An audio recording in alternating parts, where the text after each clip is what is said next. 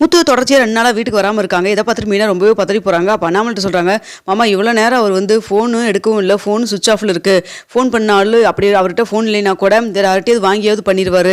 அவர் எங்கே இருக்கார் என்னன்னு ஒன்றுமே தெரியல, ஃப்ரெண்ட்ஸுகளுக்கு யாருக்குமே தெரியல, என்ன பண்ணுறேன்னு தெரியல, எனக்கு பைத்தியம் பிடிச்ச மாதிரி இருக்கு அப்படின்னு சொல்லிட்டு ரொம்ப புலம்பிட்டு அழறாங்க. இதை பார்த்துட்டு அண்ணாமலை சொல்கிறாங்க, அவனுக்கு எதுவும் ஆயிருக்காதுமா, ஏதாவது அவனுக்கு சவாரி வந்திருக்குமா இருக்கும் அப்படின்னு சொல்கிறாங்க. அப்படியே இருந்தாலும் மாமா 2 நாள் சவாரி போகிற மாதிரி இருந்ததுன்னா அவர் சொல்லிட்டு எல்லாம் போவார், இப்படியெல்லாம் சொல்லாமல் கொள்ளாமல் போக மாட்டார்ல அப்படின்னு சொல்கிறாங்க.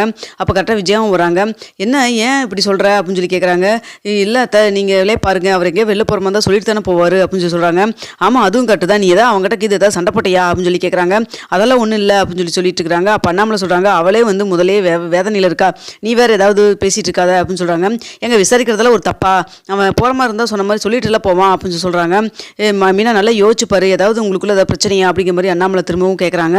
அதெல்லாம் ஒன்றும் இல்லை மாமா, கடைசியாக நான் வந்து 7,000 ரூபாய் அந்த அட்வான்ஸ் பணம் அந்த பூக்கு டெக்கரேஷன் பண்ணல மண்டபத்துக்கு, அதுலேருந்து ஒரு 7,000 ரூபாய் கொடுத்தாங்க. அந்த 7,000 ரூபாய் கொண்டு வந்து தான் உண்டியில் போடுறேன்னு சொல்லிட்டு நான் போய் பால் காய வச்சுட்டு வரேன், நீங்கள் மாடியிலேருந்து துணி எடுத்துட்டு வாங்கன்னு சொல்லிட்டு இருந்தேன். அதுக்கப்புறம் வேறு எதுவும் பேசல, சாப்பிட்டுட்டு அவரும் தூங்க போயிட்டார், நானும் தூங்க போயிட்டேன். காலையில் எழுந்திரிச்சு போனால் அவர் காணவே காணாம் அப்படின்னு சொல்கிறாங்க. அப்போ யோசிக்கிறாங்க மீனா, நான் தான் அவரை விட அதிகமாக சம்பாதிக்கிறேன் அப்படிங்கிற மாதிரி ஒரு வார்த்தை சொன்னேன், அதனாலக்கு இதை ஒரு கோச்சிருப்பாரோ அப்படிங்கிற மாதிரி சொல்கிறாங்க. இங்கே பறிச்சாச்சா அப்படிலாம் வந்து முத்து நினைக்கிற ஆளே கிடையாது அப்படிங்கிற மாதிரி அண்ணாமலை சொல்கிறாங்க. அப்போ விஜயா சொல்கிறாங்க, ஓ இதுதான் பிரச்சனையா, நீ ஒரு 2 காசு கையில் வந்தோடனே உடனே வந்து இப்படிலாம் நீ பேசலாமா அப்படிங்கிற மாதிரி சொல்கிறாங்க. அப்போது அத்தை நீங்கள் அவர் இருக்கிறப்பெல்லாம் அவர் மேலே எரிஞ்சு விழுந்தீங்க, அவர் இல்லாதப்போ தான் தெரியுது அவர் மேலே நீங்களும் எவ்வளோ பாசம் வச்சுருக்கீங்கன்னு அப்படின்னு சொல்கிறாங்க. அதெல்லாம் ஒன்றும் கிடையாது, வீட்டில் ஒருத்தனை காணான்னு சொல்லி சொன்னால் பதட்டமாக இருக்காதா அப்படிங்கிற மாதிரி சொல்லிட்டு இருக்கிறாங்க. அப்போ கரெக்டாக ரோஹிணி வராங்க. ஏன் மீனா நீங்கள் ஒரு நாள் சம்பாரிச்சிங்கன்னா அதுக்காக முத்துக்கிட்ட நீங்கள் இப்படிலாம் பேசுவீங்களா, ஒருவேளை மனசு வேதனை ஆகி போய் தான் நம்மளால் அவ்வளோ சம்பாதிக்க முடியலையேன்னு சொல்லி நினச்சிட்டு அவர் எங்கேயோ போயிட்டாரா என்னமோ அப்படின்னு சொல்கிறாங்க. அப்போ அண்ணாமலை சொல்கிறாங்க, இங்கே பாரு முத்து எல்லாம் அப்படி வந்து காசு பணத்துக்கெல்லாம் அப்படி எல்லாம் நினைக்கவே போகிற ஆளே கிடையாது அப்படிங்கிற மாதிரி அண்ணாமலை சப்போர்ட் பண்ணி பேசிட்டு இருக்கிறாங்க. அப்போ கரெக்டாக மீனாவுடைய ஃபோனுக்கு ஒரு நம்பர்லேருந்து கால் வருது. மீனாவும் பதறி போய் ஒருவேளை அவராக இருக்குமா அப்படின்னு சொல்லிட்டு ஃபோன் அட்டன் பண்ணுறாங்க.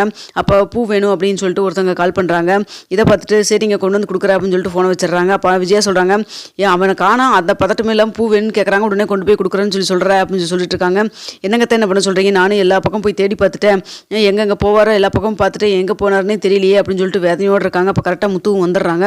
முத்து வந்துட்டு பார்த்துட்டு அண்ணாமலை என்னடா பண்ணி வச்சுட்டு இருக்க, நீ 2 நாள் ஆளை காணா, ஃபோன் பண்ணால் ஃபோன் சுவிச் ஆஃப்னு வருது, அது மட்டும் இல்லாமல் ஃபோன் ஆல்ரெடி ரிங் போனதுக்கும் நீ எடுக்கவே இல்லை, யாரோடைய மொபைலும் எடுக்கவே இல்லை, எங்கே தான் போயிட்டே அப்படின்னு சொல்லி சொல்கிறாங்க. அது ஒன்றும் இல்லைப்பா, ஒரு சவாரி வந்துருந்தது அதனால தான் அப்படின்னு சொல்கிறாங்க. சவாரி வந்தால் ஃபோன் பண்ணி யாரோ ஒருத்தருக்காக சொல்லிட்டு போயிருக்கணும், இல்லை எனக்கு சொல்லியிருக்கணும், இல்லை மீனா கிட்ட சொல்லியிருக்கணும், ஃப்ரெண்ட்ஸ்கிட்டே சொல்லியிருக்கணும், மீனா 2 நாள் எப்படி பதறி போயிட்டா பாரு அப்படின்னு சொல்கிறாங்க. அப்போ அழுதுகிட்டே போய் முத்துவை கட்டி பிடிக்கிறாங்க. என்ன மீனா நான் வெளிலேருந்து வந்திருக்கேன், என்னை கொஞ்சம் தள்ளி இல்லை அப்படிங்கிற மாதிரி சொல்கிறாங்க. என்னாச்சுங்க, ஏதாவது என் மேலே கோவமா, எதுக்காக எங்கிட்ட வந்து இப்படி நடந்துக்கிறீங்க அப்படின்னு சொல்கிறாங்க. அதெல்லாம் ஒன்றும் கிடையாது, ஆமாம் எதுக்கு நீ போய் எல்லா பக்கம் தாத்தா பாட்டி வரைக்கும் போய் எதுக்கு நீ வந்து விசாரிச்சுட்டு இருக்கிற அப்படின்னு சொல்கிறாங்க. உங்களை காணானா பதறி போய் பின்ன விசாரிக்க என்னங்க பண்ண சொல்கிறீங்க அப்படின்னு சொல்லி பேசிட்டு இருக்கிறாங்க. இங்கே பாரு மீனா, எனக்கெல்லாம் எதுவும் ஆகாது, நம்ம 2 பேரும் நினச்சி வீடு கட்டணும்னு நினச்சல, அதுக்கு நீ ஒருத்தி மட்டும் கஷ்டப்பட்டு அதிகமான பணம் உண்டியில் போடுறது எனக்கு வந்து எனக்கு பிடிக்கல, அதனால தான் சரின்னு சொல்லிட்டு எக்ஸ்ட்ராவாக நான் வந்து கார் ஓட்டினா எனக்கு பணம் நிறையா கிடைக்குன்னு சொல்லிட்டு அதனால தான் பண்ணினேன். ஆனால் வந்து இது வந்து எக்ஸ்ட்ராவாக டைம் எடுத்து கார் ஓட்டினா நீங்கள் வீட்டில் எல்லாருமே திட்டுவீங்க, அது அப்பா நீ எல்லாம் திட்டுவீங்க, அதனால தான் நான் எதுவும் சொல்லாமல் போயிட்டேன், மற்றபடியெல்லாம் எதுவும் கிடையாது அப்படின்னு சொல்கிறாங்க. அப்போ அண்ணாமலை சொல்கிறாங்க, எதாவது வேணா இருக்கட்டும்டா, பதட்டி போகிறோம்லடா, நீ ஃபோன் பண்ணி ஒரு வார்த்தை சொன்னதுக்கு என்னடா அப்படின்னு சொல்லி சொல்கிறாங்க.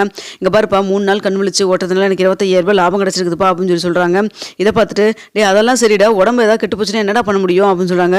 அதெல்லாம் தெரியாதுப்பா, மீனாவும் ரொம்ப கஷ்டப்பட்டு தாப்பா சம்பாதிக்கிறான், நானும் கஷ்டப்பட்டு சம்பாதிக்க, 2 பேரும் சேர்ந்து சீக்கிரமாக மேலே ஒரு ரூம் எடுத்தே ஆகணும்ப்பா, மீனா போட்ட சபதத்தை சீக்கிரமாக ஜெயிக்கணும்ப்பா அப்படின்னு சொல்லிட்டு இருக்காங்க. அப்போது ரோஹிணி சொல்கிறாங்க, இங்கே பாருங்க முத்து, நீங்கள் சபதத்தில் ஜெயிக்கல, அதெல்லாம் ஒன்றும் பிரச்சனை இல்லை, அதுக்காக வீட்டில் இருக்கிறவங்களை இப்படி சங்கடப்படுத்தலாமா, எங்கேயாவது வெளில போகிறனா சொல்லிட்டு போகிறது இல்லையா அப்படின்னு சொல்லிட்டு இருக்கிறாங்க. அப்போ மனோஜ் சொல்கிறாங்க, இங்கே பாரு நாளை வெளில எங்கேயோ போனால் சொல்லிட்டு தானே போகிறேன் அப்படின்னு சொல்கிறாங்க. ஆமாம்மா நீ பார்க்கில் போய் படுத்து தூங்குற அன்னைக்கெல்லாம் சொல்லிட்டு தானே போனேன் அப்படின்னு மாதிரி சொல்கிறாங்க. ஏன் முத்து தேவையில்லாமல் அவர் வந்து வம்பிழுக்கிறீங்க அப்படி மாதிரி ரோஹிணி சப்போர்ட் பண்ணிட்டு வராங்க. இங்கே பாருங்க பார்லராமா உங்கள்கிட்ட நான் எதுவும் பேச தயாராக இல்லை, கொஞ்சம் அமைதியாக இருக்கீங்களா. இங்கே பாருங்க அப்பா, நான் வந்து வேணுனே யாரும் கஷ்டப்படுத்தணும்னு நினைக்கிறப்பா, சொன்னால் நீங்கள் எதுவும் செய்ய மாட்டீங்க, விட மாட்டீங்க, இப்போ நானும் தான் உங்களை வேலைக்கு போக வேணான்னு சொன்னேன், ஆனால் நீங்கள் போயிட்டு தான் இருக்கிறீங்க அப்படின்னு சொல்கிறாங்க. அதுதான் சான்ஸ்னு சொல்லிட்டு ரோஹிணி சொல்கிறாங்க. அங்கிள் நாங்கள் தான் எல்லாருமே சொல்கிறோம்ல, எதுக்கு நீங்கள் அந்த வேலைக்கு போகணும் அப்படின்னு சொல்லி சொல்கிறாங்க.